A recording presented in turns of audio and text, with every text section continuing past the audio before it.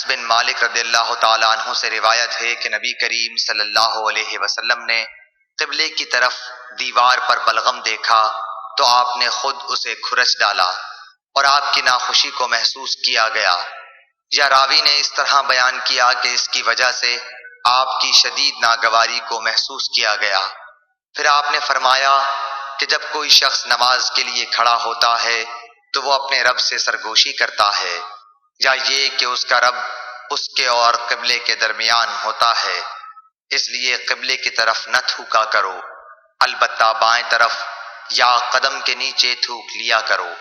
پھر آپ نے اپنی چادر کا ایک کونا کنارہ لیا، اس میں تھوکا اور چادر کی ایک تہہ کو دوسری تہہ پر پھیر لیا اور فرمایا یا اس طرح کر لیا کرے۔